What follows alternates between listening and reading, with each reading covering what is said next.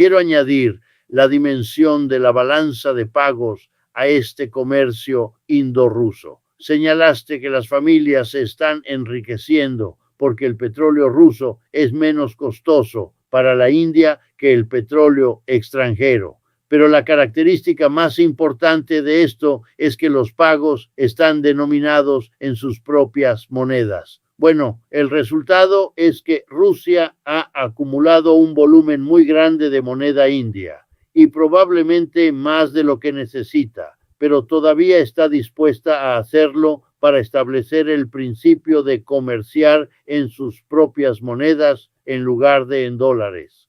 Bueno, eso se ha extendido por todo el mundo. Has tenido a China especialmente liderando todo esto, y un resultado es que, como consecuencia de que China posee monedas extranjeras que reciben pago por sus exportaciones, sus tenencias de dólares han caído al nivel más bajo en 20 años, a unos 750,000 millones de dólares, así que está reduciendo los dólares. Ahora, imagina lo que pasaría si Estados Unidos realmente ataca a Venezuela. Esa es una señal de que este es el primer paso. Hoy Venezuela, mañana los BRICS. Puedes imaginar a los países BRICS acelerando su Gran Bretaña y Europa. Yo añadiría, por lo tanto, que es un imperio en decadencia, está tomando medidas extraordinarias. Si queremos darle crédito al señor Trump por reconocer que la guerra en Ucrania, en la que se desperdició una enorme cantidad de dinero durante 3 años, está bien. Pero mientras tanto, las otras cosas que están haciendo, sean neoconservadores o no, son menores. Esto no va a funcionar. ¿Jugar con Azerbaiyán? Tienes que estar bromeando. ¿Qué vas a lograr asesinando al señor Maduro? En serio, de verdad, estos son, sin lugar a dudas, los actos desesperados de un imperio en clara decadencia, y así, precisamente así, serán vistos por todos. Mira, sospecho, solo es mi propia visión al respecto, que gran parte del ruido sobre Azerbaiyán, y Michael tiene razón al observarlo, o en Siria, o en Venezuela, o si reavivan el ruido sobre Taiwán, una vez que el asunto de Ucrania quede resuelto, estos son en efecto típicos golpes washingtonianos. Pero para mí parecen un esfuerzo desesperado por mantener el teatro del imperialismo estadounidense una vez que la realidad ya no está disponible. Su problema, que ellos conocen, su problema es China y los BRICS, y esos lugares están creciendo mucho más rápido que Estados Unidos. Crecieron más rápido durante toda la guerra en Ucrania. Quiero recordarle a la gente, el crecimiento económico anual de China está en torno al 5%, el crecimiento anual de Estados Unidos, la mitad de eso si acaso, y la India crece aún más rápido. Rusia creció más rápido durante la guerra de lo que venía creciendo antes. Creció más rápido que cualquier país europeo, incluido Estados Unidos. Están perdiendo por todos lados, y gran parte de estos esfuerzos, de hecho yo diría que la propia guerra en Ucrania es una demostración de que no pueden lograrlo. Y creo que esa es una crisis para Europa que no estamos valorando lo suficiente. Todas esas personas sentadas alrededor del escritorio que acabas de mostrarnos, el del señor Trump en la oficina oval, son los líderes que nacieron y desarrollaron toda su carrera como aliados de Estados Unidos, como los aliados subordinados, los que fueron derrotados en la Segunda Guerra Mundial, que salieron de ella arruinados tanto si estaban del lado ganador como si estaban del lado perdedor.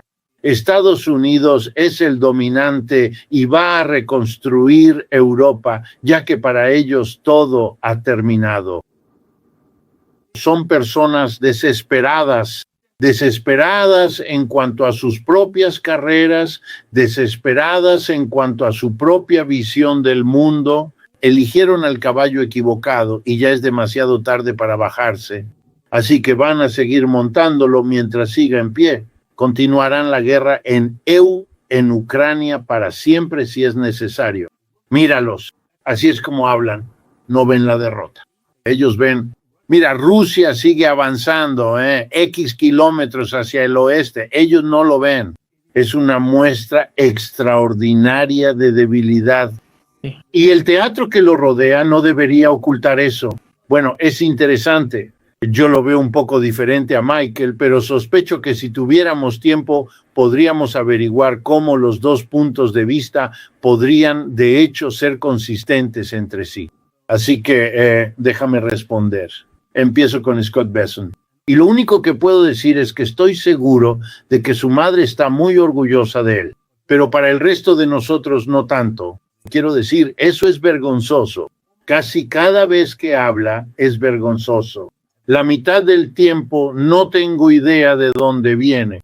Su lealtad al señor Trump va de lo repugnante a lo patético, pero más allá de eso no sabría qué decir.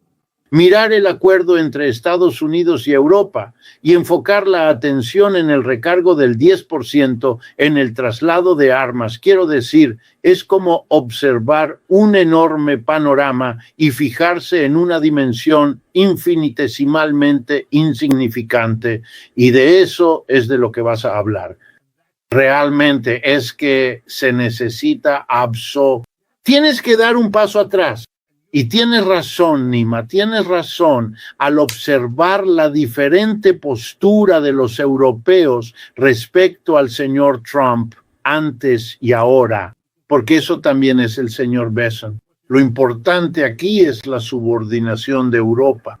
Este es el fin de Europa. 5,000, no 5,000, pero quizá 500 años desde el Renacimiento, cuando Europa pudo ser el centro del mundo gracias a su conquista colonial del resto del mundo, gracias a su temprano desarrollo del capitalismo, gracias a su primer periodo de industrialización, cuando se podía decir que estaba a la cabeza en cierto sentido. Y quizás no era la única parte del mundo en ese entonces. No sé mucho sobre lo que estaba ocurriendo en China hace tantos siglos, etcétera, pero para gran parte del mundo este era el poder, el centro, la riqueza. Y ahora míralo. Es como un grupo de niños de jardín de infancia llevados por su maestra al edificio del hombre importante, la Casa Blanca, donde se sientan en las sillas para orar o escuchar las tonterías que salen del señor Trump.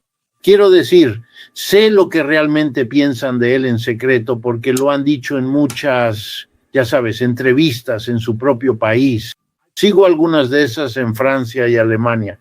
Sé lo que los líderes, incluidos los que están sentados ahí, han dicho sobre él. Y ahí están como cachorros. Para mí, históricamente, eso es lo más importante.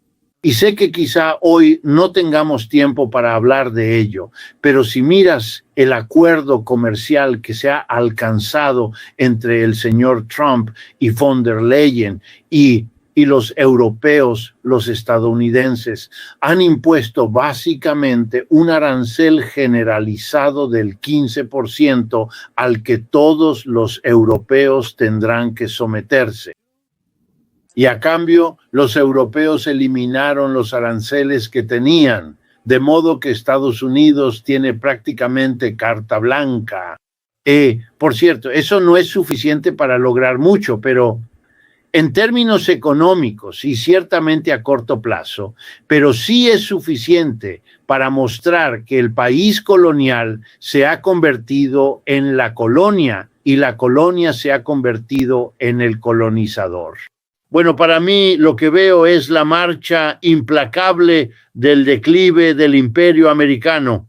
A India le interesa obtener petróleo con descuento porque los rusos les dan un muy buen precio. Simplemente están haciendo negocios. Los rusos no pueden vender el petróleo y el gas en Europa. Esa fue una decisión europea y una decisión estadounidense. Cerrar el mercado, poner a Rusia de rodillas privándola de sus mercados de exportación. Los rusos recurrieron a los indios, con quienes de todos modos tienen largas relaciones comerciales y militares, y les dieron un precio que no podían creer. Y por supuesto, el indio, ¿qué es lo que quieren? India no está en Europa. A India no le interesa la lucha entre el este y el oeste por Ucrania. A India le interesa desarrollar su economía, que es la demanda número uno de su pueblo hacia el gobierno, y obtener energía barata de Rusia es una forma de hacerlo. De lo contrario, recuerdo haber escuchado al muy capaz ministro de Asuntos Exteriores de la India, que es muy apuesto, incrédulo ante el periodista que le preguntaba, ya sabes, ¿por qué por qué India compra petróleo a Rusia? Él dijo, usted sabe la respuesta.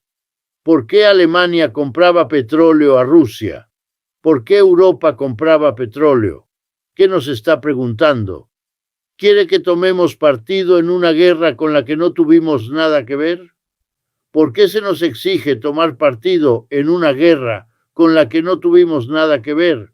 Ustedes no toman partido en su país en guerras con las que no tienen nada que ver. Entonces, ¿qué es?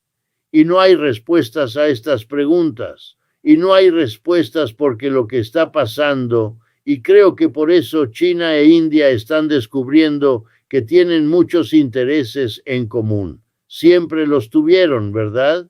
India fue una propiedad colonial, China nunca lo fue, pero casi, así que tienen mucho en común. Gran Bretaña ha sido un problema para ambos, todos lo saben, etcétera, etcétera, y todos saben que estarían mejor si fueran menos dependientes de Occidente y más dependientes de otros, como el uno del otro. Quiero decir, por supuesto, deberían expandir las exportaciones e importaciones entre ellos. Son los dos países más grandes de este planeta. Son mercados deseables el uno para el otro. Deberían estar desarrollando sus países de manera coordinada, porque será un crecimiento más rápido para ambos en lugar de estar orientados hacia Occidente, que impone sus intereses en sus intercambios. Y ellos, por cierto, lo saben, hablan de ello, son conscientes de ello. Economistas que conozco en la Universidad de Nueva Delhi tienen debates sobre esto. Por cierto, tienen economistas radicales de una manera que las universidades estadounidenses no toleran. Así que realmente pueden obtener una diversidad de puntos de vista. Los estadounidenses lo celebran, pero no lo tienen. Ellos no le dan tanta importancia porque lo tienen y por eso son capaces de construir sobre diversas perspectivas, muchas de las cuales coinciden de izquierda, derecha y centro, en que por supuesto su relación con China tiene que desarrollarse y la energía barata de Rusia lo hace más fácil, lo hace más rápido, les da un impulso porque ahora pueden, porque se están convirtiendo en un país manufacturero importante. Quiero decir, India no está donde está China y no lo estará por un tiempo, pero se está volviendo importante. Así que necesita energía, es un país en desarrollo, necesita mucha energía. Rusia está en condiciones de proporcionarla. La idea de que India, para satisfacer a Gran Bretaña y Occidente, sacrificaría su propio crecimiento y desarrollo es absurda. Que a un periodista se le ocurra siquiera solo te muestra cuán perdidos están esos periodistas en su país de origen y la mentalidad colonial. Es patético. Por supuesto, el señor Besant, ya sabes, no puede deletrear colonia, así que no aplicará eso en su pensamiento. Mirará números como, vaya, India está ganando mucho dinero. Fíjate en él de nuevo. estaba fascinado con el margen del 10% en las armas. Ahora está fascinado con el hecho de que el petróleo con descuento de Rusia está enriqueciendo a las familias en India. Por supuesto que lo hace, pero de nuevo, esa es la dimensión menos importante.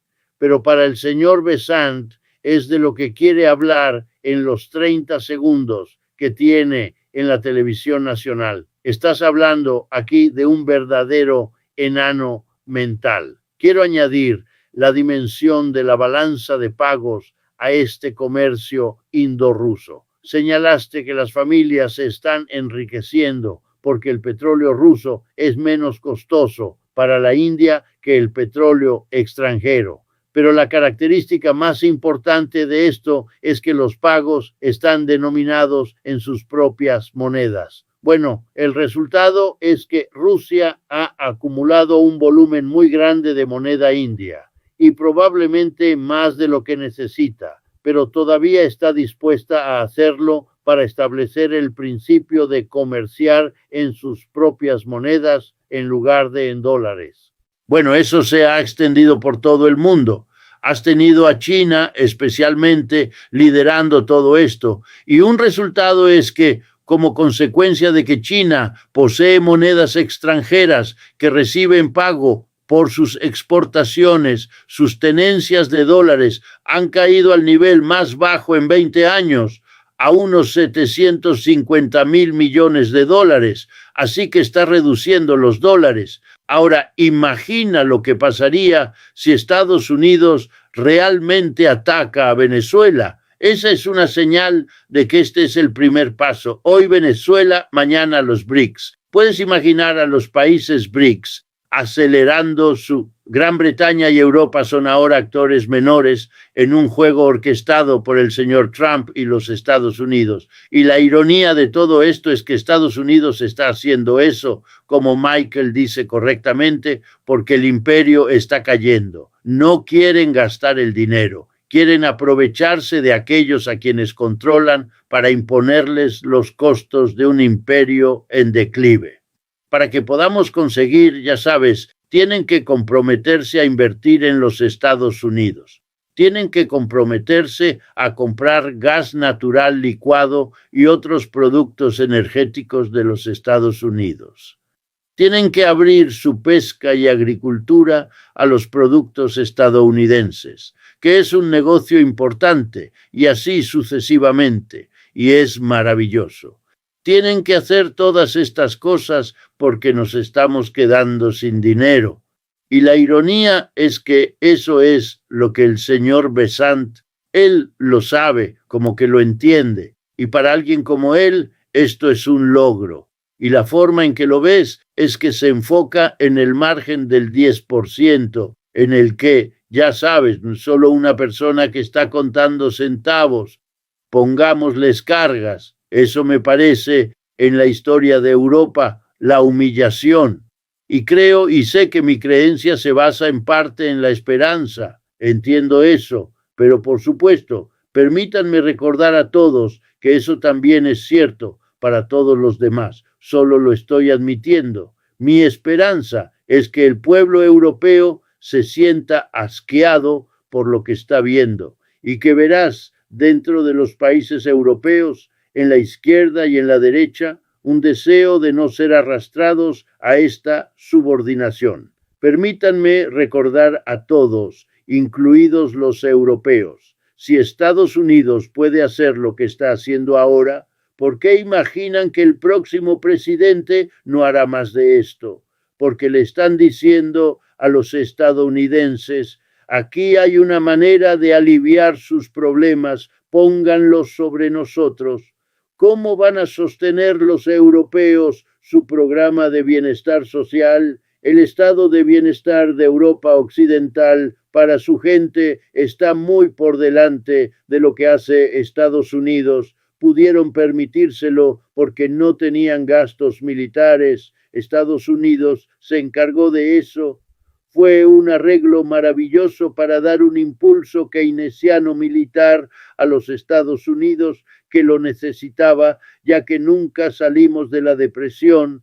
La Segunda Guerra Mundial nos sacó y el presupuesto de guerra nos ha sostenido desde entonces. Así que nos encargamos de eso para Europa, para que pudieran usar el dinero que habrían tenido que gastar en el ejército para dar a su gente atención médica, educación gratuita y todos los demás beneficios que obtienen y que los estadounidenses no conocen, porque sería muy difícil salirse con la suya sin dárselo a los estadounidenses si lo supieran. Bien, ¿qué va a pasar en Europa ahora si no reciben estos beneficios? Si tienen que pagar todo tipo de costos, si tienen que hacer todo tipo de ajustes, van a recortar su bienestar, ya están ocupados haciéndolo, van a seguir recortando su bienestar. Bueno, aquí hay dos cosas. En Alemania, como creo que Michael señaló la semana pasada, las encuestas muestran que la alternativa para Alemania, Alternative für Deutschland,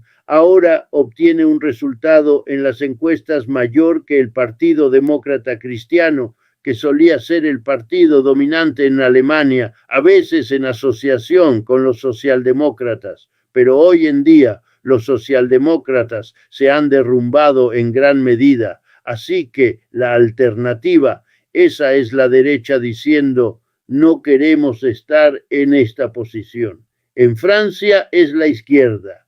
La derecha está ahí y tiene importancia, pero la izquierda es donde está la acción. La izquierda es la facción más grande en el Parlamento y acaban de declarar, y estoy siguiendo esto muy de cerca, el Block on Two, bloqueemos todo en español, es el eslogan, y el 10 de septiembre van a salir a las calles de París, Lyon, Marsella, Niza, todas las partes importantes de Francia para paralizar el país. Y vaya que han demostrado con sus chalecos amarillos, han demostrado con su historia que se remonta a la Revolución Francesa. No presiones demasiado a esta gente, porque tienen en ellos un gen que parece faltar en el resto de nosotros para movilizar a su pueblo. Añadiría, por lo tanto, que un imperio en decadencia está tomando medidas extraordinarias. Si queremos darle crédito al señor Trump por reconocer que la guerra en Ucrania,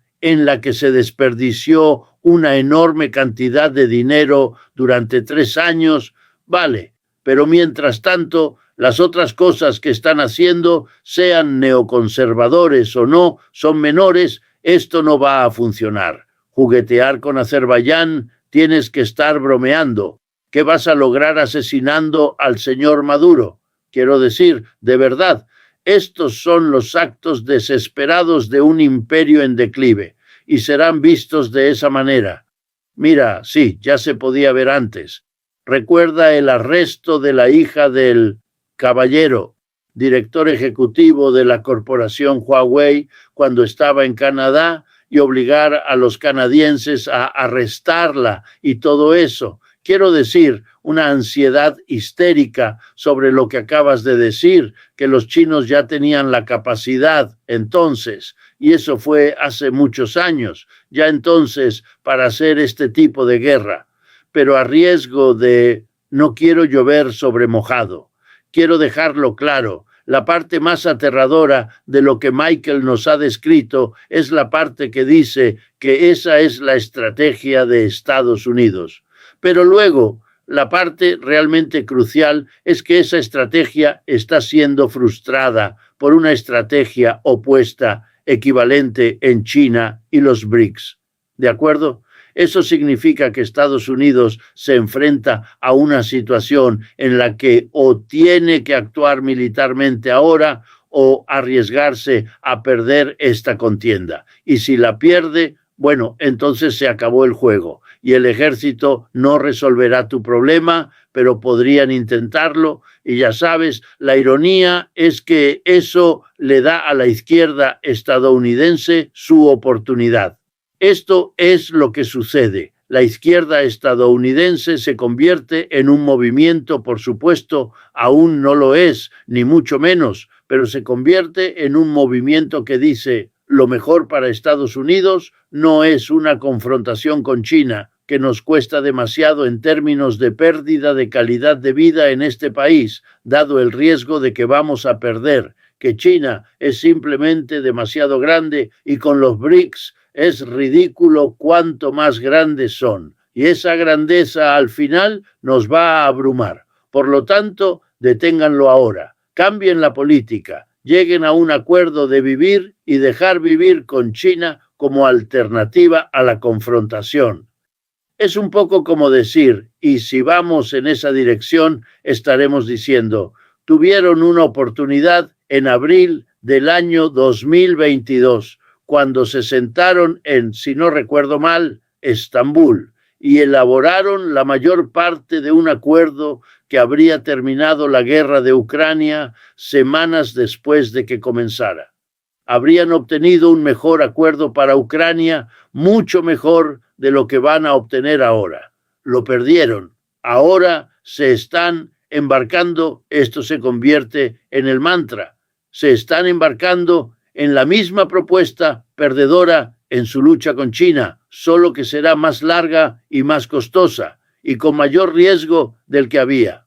Aprendan de Ucrania, no lo hagan de nuevo. Ahora mismo en los Estados Unidos esa posición obtendría un enorme número de personas apoyándola, de izquierda, derecha y centro. Es por eso que están tratando de asegurarse de que las elecciones aún puedan ser financiadas. Quiero añadir una cosa, lo que realmente le da a Asia y a China la ventaja ganadora total sobre Occidente en IA, es el código abierto. Todo lo que China está haciendo en inteligencia artificial es de código abierto. Eso hace imposible instalar puertas traseras, hace imposible sabotear chips. Estados Unidos no puede ganar en una competencia justa, solo puede ganar mediante el sabotaje, el soborno, el asesinato, jugando sucio. Pero en un juego limpio donde todo es abierto, una especie de equivalente al libre comercio, no puede ganar. Ese es el dilema que Trump y los neoconservadores tienen en común. Y creo que deberías ver a Trump realmente como el líder neocon de todo esto, porque está dispuesto a hacer explícitamente lo que otros neoconservadores nunca pensaron que podrían salirse con la suya. Y Trump es capaz de jugar la carta cristiana diciendo que Dios le está diciendo que haga todo esto y ha encontrado la religión y habla de lo que tiene que hacer para ir al infierno. Sí, y solo una nota al pie. Si Rusia está acumulando rupias, ya sabes, la moneda india, por las exportaciones de petróleo a la India, bueno, aquí hay una cosa de la que puedes estar seguro que el Banco Central ruso está pensando. Sería interesante usar esas rupias para estimular la producción en la India de bienes que Rusia de otro modo tendría que producir por sí misma, o peor aún, podría tener que importar de Europa Occidental o Estados Unidos. No tendrán que hacerlo, pueden construir sobre la India. En otras palabras, permite que los BRICS se ayuden mutuamente abriendo los canales para los movimientos de divisas entre ellos. Así que las rupias van a Rusia por el petróleo y luego de Rusia de vuelta a la India por las exportaciones.